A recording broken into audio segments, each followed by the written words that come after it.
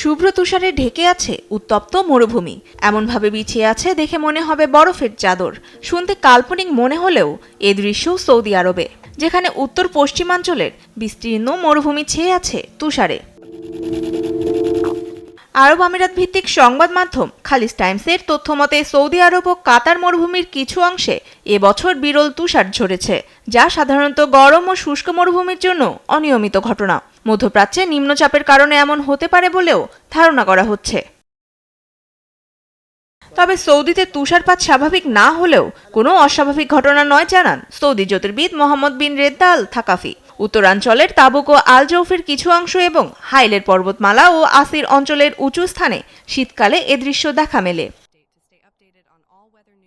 শীত মৌসুমের শুরুতেই সৌদিতে প্রতিদিনই নামছে তাপমাত্রা। কোথাও কোথাও -4 ডিগ্রি সেলসিয়াসের পূর্বাভাস রয়েছে। ফলে রাজধানী রিয়াদেও দেখা মিলতে পারে তুষারের। আগামী কয়েকদিন ভারী বৃষ্টিপাত, ঝড়ো বাতাস ও বজ্রপাতের শঙ্কা রয়েছে সৌদিতে।